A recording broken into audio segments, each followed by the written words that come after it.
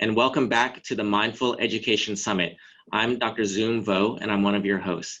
Today, we're joined by my good friend, Meena Srinivasan, who I've known for a long time, and I've been a fan of her work for a number of years, and I'm sure many of you are as well. Meena is the Executive Director of the Transformative Education Leadership, or TEL. Prior to that, she spent 5.5 years working in partnership with the Collaborative for Academic, Social, and Emotional Learning, or CASEL, to implement social and emotional learning in the Oakland Unified School District. She's the author of Teach, Breathe, Learn, Mindfulness in and Out of the Classroom, which is one of my favorite books, as well as SEL Every Day, Integrating Social and Emotional Learning with Instruction for Secondary Classrooms. So thanks for joining us, Meena. It's really great to have you here. Wonderful to be here, Zoom. It's so great to be part of this summit. And it's amazing. I know you and I have known each other for a long time, but how this mindfulness and education movement has really evolved in the past decade or so. It's been wonderful to kind of just both watch and witness and be a part of that. Yeah, and I've certainly learned so much from your work and really been inspired by your work, and I'm looking forward to you sharing your work with our audience members. And I'm wondering, one of the ways I like to start the interviews, if you'd be comfortable doing this, before we start talking about mindfulness, if you could help lead us through an experience of mindfulness so we can taste the food and then talk about what we've tasted. Would you mind doing that for us? Sure. Well, why don't we just get in a comfortable position wherever we are, and if you're listening to this while you're in transit or driving, just modify accordingly. And let's just bring some awareness to our breath. And if it feels safe for you, you can close your eyes.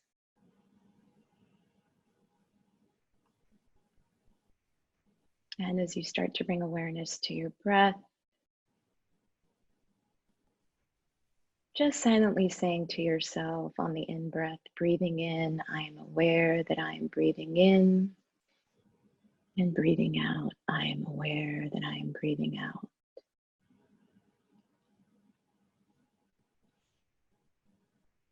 On the in-breath, silently saying to ourselves in, and on the out-breath, silently saying to ourselves out.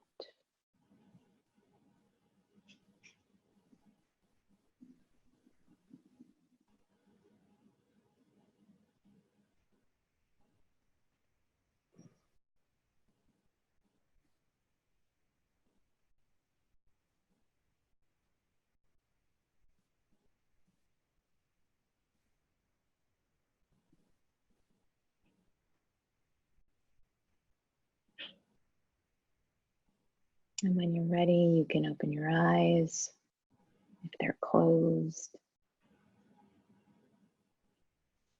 And I often say that so often we talk about the practice as being present.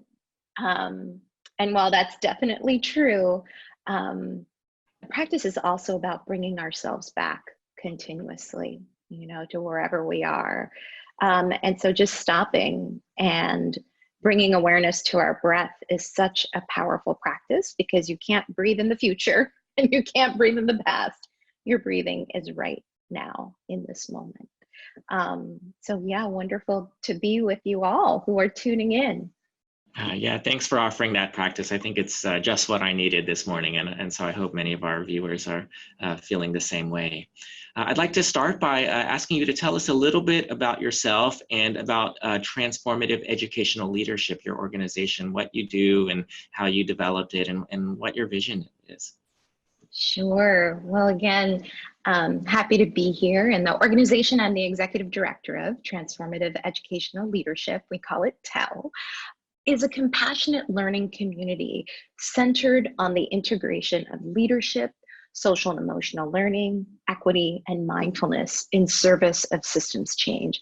And at our core, we're really about leading for belonging. Our first cohort was 40% leaders of color, and it's really important to us to hold that racial equity lens strongly, and I'll talk a little more about that a little later in my offering today. For 5.5 years before I transitioned into this role, rather recently in March, I worked in partnership with the Collaborative for Academic, Social, and Emotional Learning, CASEL, to implement social and emotional learning system-wide in the Oakland Unified School District.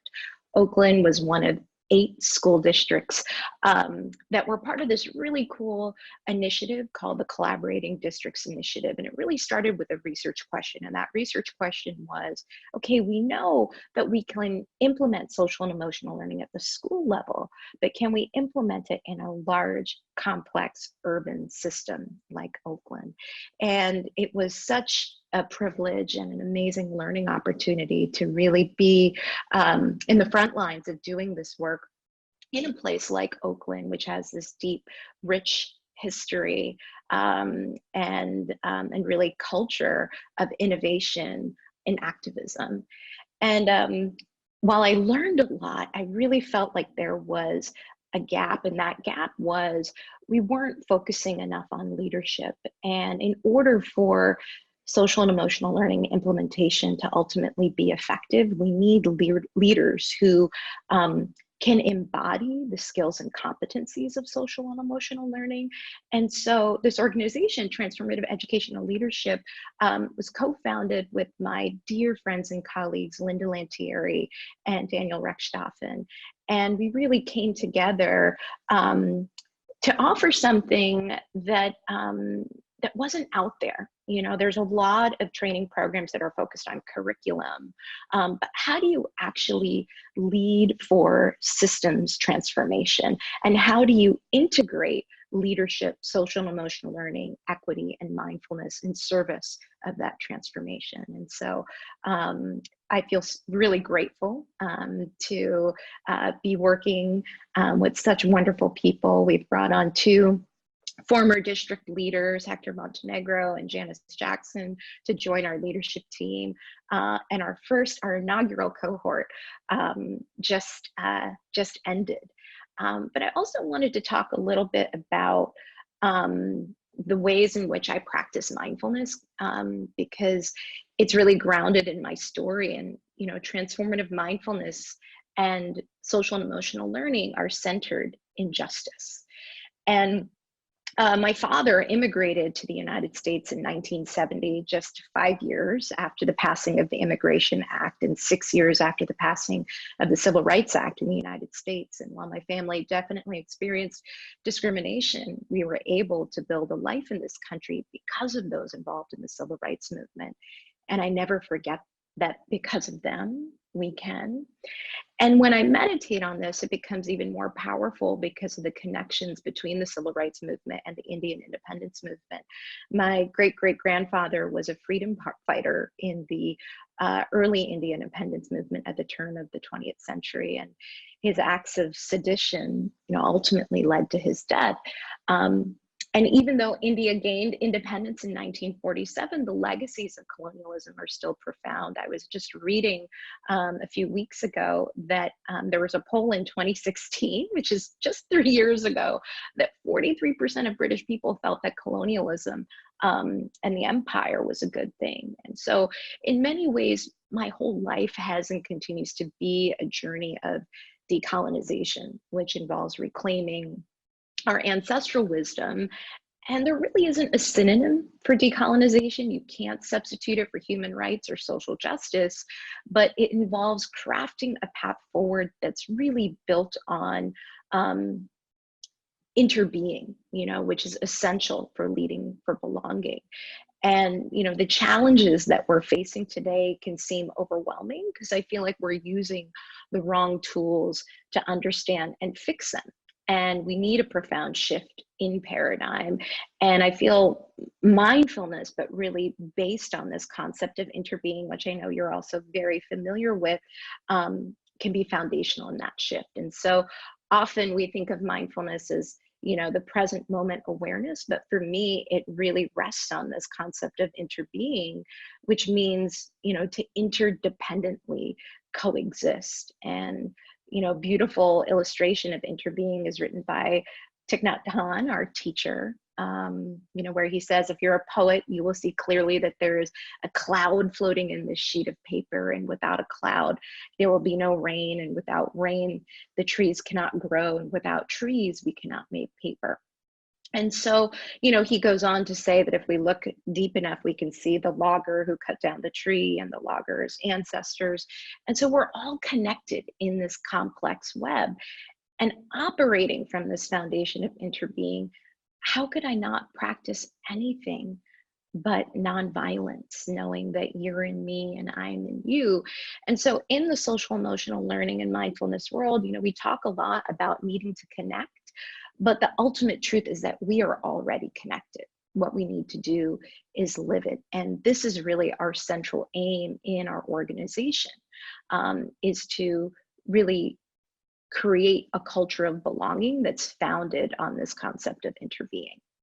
Thanks, Meena. You've given us so much food for thought there, and I'd like to unpack it just a little bit. There's definitely a lot of what you said that resonated with me, and I'd love to explore it a little bit deeper. One of them is about this relationship between justice and mindfulness and interbeing, because much of the time mindfulness is really felt to be synonymous with meditation, with following your breath, just as you started our day with. And obviously that's a really important part of it, but how does that connect to justice and interbeing, so that mindfulness is not just an individual affair? It's not just something that you sit by yourself, close your eyes and breathe and feel better. How do we, just tell us a little bit more about how those two things connect? Yeah, well, I think one of the challenges with the ways in which mindfulness has been offered in the West is it's been offered in a prescriptive way. And there's nothing wrong with that, but it's lost the foundation, this ethical foundation of interbeing, which rests on the fundamental reality that we are interconnected, right? We don't need a declaration of independence, we need a declaration of interdependence. And that's the paradigm shift that I'm talking about, that a lot of collectivist cultures, those are the ways in which they operate, the Ubuntu, I am because we are. And so, when Descartes said, I think, therefore I am, this tenet placed the self in the center, and it really sowed these seeds of division. And so, when we think about mindfulness, it has to be in service of something. When we talk about SEL, it has to be in service of something. And for me, it is in service of creating a more compassionate and equitable world. And the practice really needs to help us realize our interconnection and our interdependence. Just like, here's my coffee that I'm still drinking from this morning, but that when I saw the steam from it this morning, then I'm able to reflect on the cloud, or who grew the coffee, where did it come from, and I think that that's really important. And the power that lies in being able to make a shift where we can live our lives, that in each moment we recognize that who I am here is not just Meena, I am a product of infinite causes and conditions, then I'm going to act in a way knowing that my actions have tremendous impact. And so for me, that's really the connection to justice. It's mindfulness is, it's not just this awareness, it's awareness of our interconnection, awareness of the fact that we cannot survive alone. And mindfulness in SEL is not an individual journey. It's ultimately a collective one. So I really appreciated how you, on the one hand, you were talking about our awareness of our connectedness as a worldview, and on the other hand, at the same time, making it very practical with the cup of coffee. And that's something that when you're drinking a cup of coffee mindfully, you just see that. You don't have to think that. It's just there. Is that right? Yeah. Yeah. I mean, it's just a totally different way in which we can inhabit our lives, and when we move that way in the world, I really think we can create a different world. We can create a world that's more compassionate and just, but it starts with the shifts, the internal shifts that we need to make. But I do think that the way in which mindfulness has this been disseminated has been missing this interbeing foundation. And another thing that, you know, I think is really important is community. And again, like, this is not an individual journey. And so, um, you know, we talk about Sangha in the Buddhist tradition. And so, you know, that is a critical part of this path, is the community, is beloved community. And I also wanted to mention, you know, beloved community extends, you know, beyond people. It's our relationship to the planet and to the earth. And that is a really critical, important part of mindfulness as well. Wow, thank you for that. I love the emphasis on community as well. That's certainly an important part of my mindfulness journey. I couldn't do anything without community, and I also really hope to bring mindfulness to the community and build community. It reminds me of a few years ago, Thich Nhat Hanh and Jon Kabat-Zinn were having a conversation, and Jon Kabat-Zinn said, you know, mindfulness is getting really popular and mainstream. What are we missing? And Thich Nhat Hanh said, we're missing community. And I'm hearing that in what you're saying. And so thank you for bringing that forward. I'm wondering if you could tell us a little bit, as you've done this work, what are some of the challenges and some of the lessons that you've learned? Because what you're talking about is not easy. You're really, you know, systems change is not easy. If it was easy, it would have already happened by now. So what are your challenges, and what have you learned from that you can share with other people who are hoping to do this kind of work? Well, you know, I talked a little before about that there was this gap in terms of focusing on leadership. And I love this question that actually came to me through one of the participants in our program had showed us a video. And the question was, you know, would you follow you? And so often leaders, you know, do we ask ourselves that question? And what that really does is it kind of gets to the root of the type of leader that we want to be. In the 5.5 years I worked in Oakland, we had 6 superintendents, and those transitions just really impacted the work. But there were several things that we did to try and bake social and emotional learning into the system. And so they were integrated into all of our performance evaluation frameworks. So how leaders were evaluated, how teachers were evaluated.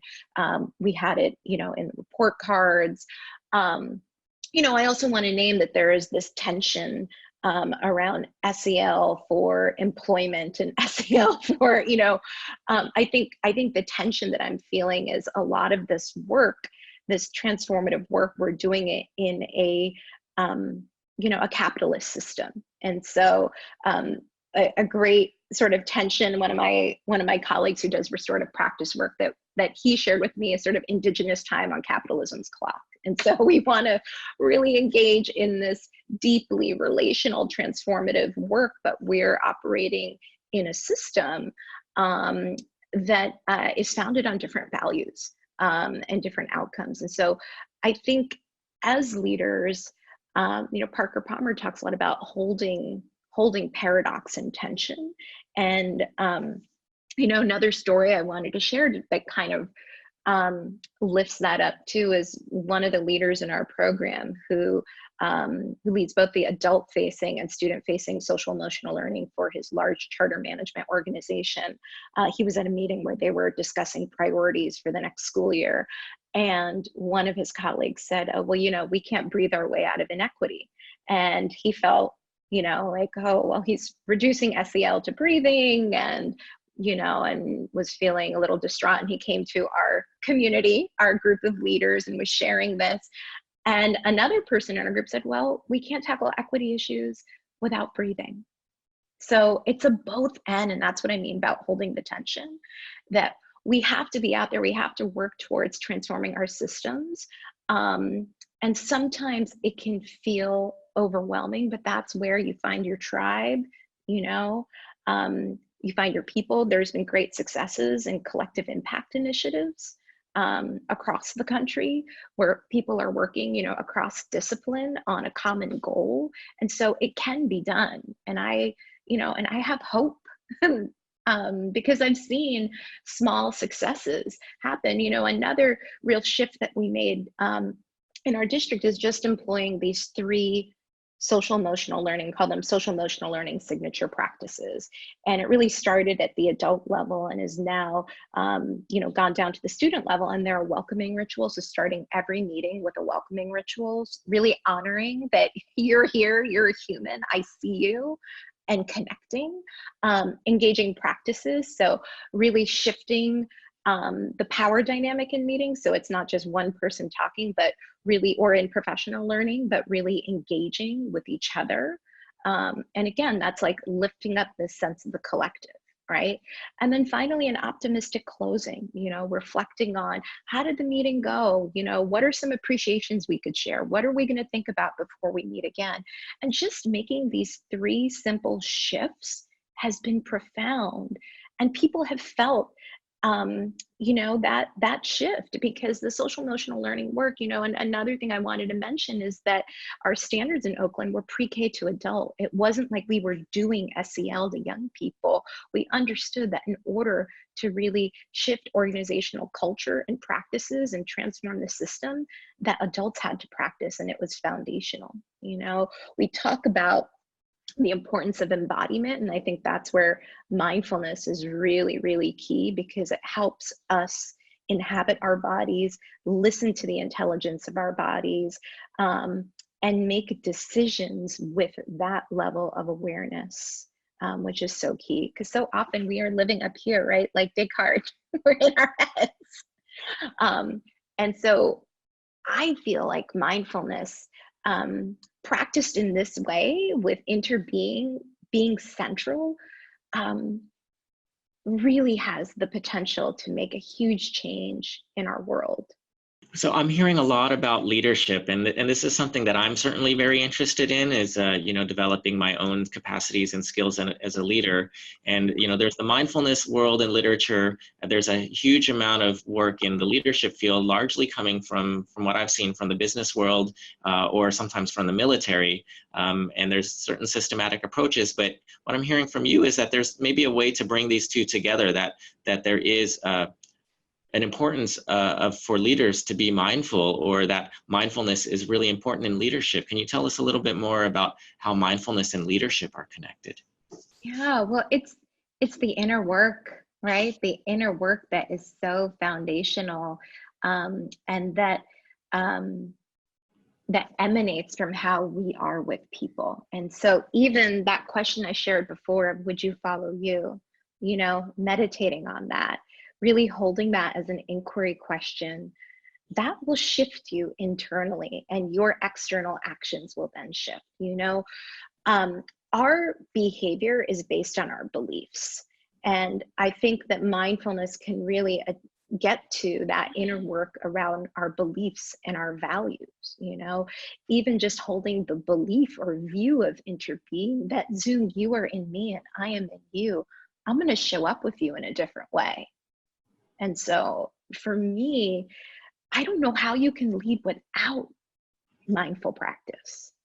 I really don't, and also, it's just a very different way of holding space. I said in the beginning, when we started speaking earlier, is at the core, our organizations around leading for belonging, and I love the work of John Powell at the Haas Institute for Fair and Inclusive Society, and he often talks about how you can't be talking about belonging if you don't talk about power. And so even as a leader, really being a listening leader, really understanding this idea of of everyone's value and everyone's role. And, the term leading for belonging actually came out of a conversation with my boss's boss in Oakland, who has done a lot of collective impact work. And when I asked him, so what is like the foundation of collective impact work and getting people from across discipline together, to really work towards a common goal, like reducing infant mortality in the African-American population in Oakland. This was one of the things that was a collective impact initiative. And he said, you have to see everyone. And you know that, we don't just see with our eyes, right? We see with our minds and our hearts. And that's where that term leading for belonging really came from. It came from that conversation with him. You have to show up as a leader that's leading for belonging, that's trying to create the space where everyone feels valued, where everyone's voice is heard. And it is hard. And if you don't have an inner practice, if you're caught up in your ego, there's no way you can do that. Even in our program this year, it was so important for us to listen to our participants and to really, hold that inquiry stance throughout of what's working, what's not working, and really taking into account their input. Lovely, thank you. So I think you've given a lot of food for thought for leaders and future leaders. What would you say to educators who are maybe early in their journey on social emotional learning and mindfulness, and they want to get started bringing it into their classrooms or into their schools or just into their own lives? How would you suggest that they get started? What are some of the first things that they can do? Great question. Well, there's tons of resources out there. When I first started this work, there was like maybe one their mindfulness and education resource. And now there's so many. And so I would say, there's tons of fabulous resources out there, but it starts with you. The former colleague of mine, Adele Kammerer, said, the unwritten curriculum in the classroom is the teacher's presence. And so it starts with you. And so doing what you can to take care of yourselves. You can't take care of others if you don't take care of yourself. We all know the oxygen mask saying that people use often when they're training folks in mindfulness. And so I would say, start small. Start with a few minutes a day. Look to see what's working for you. And some practices may land well with you, some may not, and I would say that, a sitting practice is really beneficial. I think of it as like filling your gas tank when you wake up in the morning. I have an 18-month-old son, and I am not able to sit like the way I used to. And so every moment is an opportunity to practice. His smile is my mindfulness bell that brings me back to myself. And so I would say, there's tons of resources out there. Start with you. And, another thing that I also did want to mention, Zoom, there's simple shifts that we can even make. A lot of people are talking about trauma-informed practices. And, in most trainings, you're taught to shift from saying what's wrong with you when a student, is exhibiting challenging behavior to, what's happened to you. And more recently, there's been a lot of conversation around the importance of asking what's right with you. And that really connects to the, I see you, and not just what's right with you, but I think, transformative SEL is centered in justice, but at the core is really trying to unpack and understand what some of these root causes of inequity are. So it's what's right with you, and then what are the causes and conditions, at play in our community that are impacting you. And so I think all of those things are really, really, really important. So, I'm really resonating with this question about what's right with you. And I think in your field, you're really bringing that out. And in my field, in adolescent medicine, we're really trying to bring that out as well into the medical field, because it's not a traditional way that most doctors are taught, but we're really trying to bring a strength-based approach, finding out what's right with the kids or their families or both. And also, I think in mindfulness, we hear that sometimes too. I remember a John Kabat-Zinn quote. He said, as long as you're breathing, there's more right with you than there is wrong with you. And certainly with Thich Nhat Hanh, I've really learned that approach as well. I did want to ask you, and this is something that you and I have talked a little bit about in the past. You talked about your influence from Thich Nhat Hanh and from the Reverend Martin Luther King Jr. And I think that's really important, because what we're talking about didn't come from nowhere. I didn't invent it. You didn't invent it. We have inherited a very rich tradition. And at the same time, though, a lot of the work in mindfulness in educational settings is about secularizing it. It's about, making it not religious. And in fact, in the US, there have been legal challenges around the religious origins of mindfulness. And I know this is a very hot topic, but I know you're not afraid of hot topics. So how do you acknowledge the influences of people like Dr. King and Thich Nhat Hanh, but also respond to people who say, well, no, we can't have any religious influence in schools? Well, I think there are great leaders of all faiths and traditions who have helped work towards societal transformation. And almost all of them have had powerful inner life practices. And every culture and tradition has a version of the golden rule. And these inner practices help us actualize them in a very real external way. And so I think it's important for us to take into account context. One of the great stories I love about Thich Nhat Hanh is someone asked him, how do you change what you teach depending on, the population? And he said, I just try to understand their suffering. And so whatever we can do to understand the context, the suffering, the realities of those who we're sharing the practice with, that is key. And I think we have to be authentic to how these practices have transformed our lives and where we connected to them.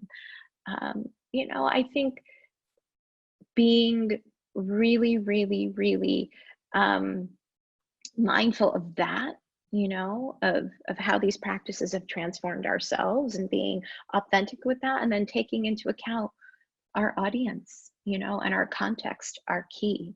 What would you say to a teacher who wants to start using it in their classroom? So you mentioned starting with yourself. You mentioned doing some shifts in your own life, maybe doing a daily sitting practice or experimenting with different practices. So what is the next step for an educator, a classroom teacher? They want to start bringing it into their classroom. What's the next step for them? Sure. Well, I think once you've had a felt experience of how certain practices have really been powerful for you, then you're ready to maybe start sharing some of that with your students. But I think it's really important that we don't share what we don't ourselves embody. And then I think it's really important to offer choice and create opportunities for students, depending on the age group, to provide their insight and input. I also think it's important, depending on the community in which you serve, to partner with parents or community members if the students you serve are of a different racial, cultural background than you, so you can best understand the type of cultural background they're coming from and really get insight from the community, or even co-facilitate or bounce ideas off of someone before you start sharing. I think that that's really, really, really important. There's a great article by Jen Cannon around a social justice proposal for mindfulness educators, and she talks a little more about that, the importance of co-facilitation, of really understanding the community in which you serve and partnering with them in any sort of contemplative offerings. Because like I mentioned before, all of these cultures have these sorts of traditions. There's different ways of touching our inner life. And so you talked a little bit about partnering with communities, with schools, with families. And if there's a classroom teacher and they are hoping to build a community within their school among their colleagues, their co-teachers, their school leadership, how can they go about doing that? Especially if they say, well, I'm the only one, I'm in a certain city or a certain school, and no one else is interested in this but me. How can they kind of start to create that community that you've been talking about? That's a great question, Zoom, and it goes back to our earlier dialogue around community and how critical that is, I think, particularly in schools, and for teachers to not feel like they're alone. My most profound experiences, the school that I taught at, we actually had a mindfulness practice group. The school that I taught at, where I really started sharing mindfulness with young people, it was definitely because there was a group of educators who are also practitioners who are also sharing the practice with their students. And so, you know, if a teacher is interested, I think find a buddy first, find a buddy, find a partner, start small. Maybe each of you are just, you know, having students come back to themselves during transitions. Like, I don't always say to my students, okay, our bodies are here, but where are our minds? Are our minds still at lunch? Are they still at PE? And so something really small like that, like just having students, you know, come back to themselves during transitions, and having a teaching buddy do the same. And then you have someone to talk to about, how did that go? Should we shift it? Should we have students lead that transition instead? You know, I think the student voice and choice is a really important part of this work as well. Yeah, and I love the idea of having a buddy, creating a little small group. I mean, that's something that I've done a number of times, both outside of my work as well as inside my work at the hospital. And you know, my wife is a counselor and an educator as well, and we've been able to create just a small monthly group at our home of health professionals, educators, and mental health folks. And sometimes it's like 3 people, sometimes it's 6 people, and we enjoy some tea together. We have some quiet time sitting and breathing and then sharing. And you know, that's the kind, I think for me, that really helps to sustain me. And I think other people who join the group really benefit from that as well. So I think, you know, I'm really resonating with your idea of community, finding a buddy, finding a small group. And, you know, maybe it's with the students, or maybe it's with the aspects of nature that are around you as well. So that's really beautiful. So in just a few minutes that we have left, Meena, I'm wondering if you could just share with our audience, is there anything that we haven't talked about that you think is really important for educators who want to bring social emotional learning and mindfulness into their work, into their lives? Is there anything that we've missed so far? What do you think is the next step?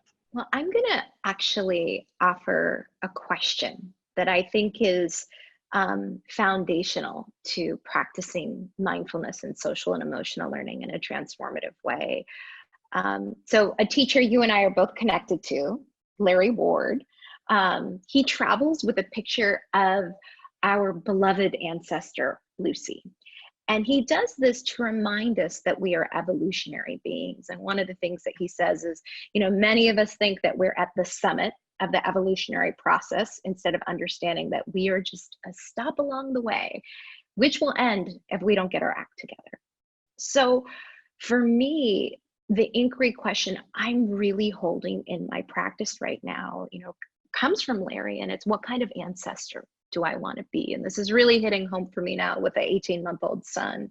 But, you know, for mindfulness to be transformative, then we need to collectively come from this place of truly, deeply asking ourselves in each moment, with each action, what kind of ancestor do I want to be?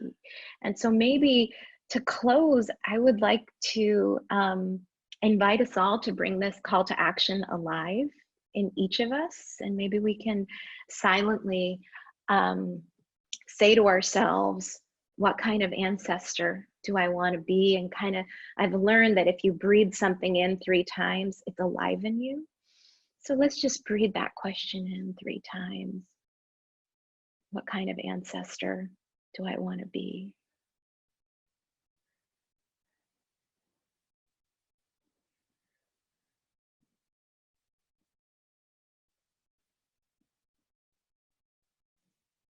And if your eyes are closed, you can open them. And I guarantee you that in every moment, if you don't know what to do, if you ask yourself that question, you will be moving in this path of transformation. You'll be moving in that direction. If you just ask yourself that question with your full heart and really meditate on that answer. So thank you so much, Zoom. It's been wonderful to be with you, old friend. Yes, it's been great reconnecting, and I think you've given our audience a lot of food and nourishment for both the heart, the mind, and as well as the soul and our common humanity. So I want to thank you for that. Thank you. Thank you.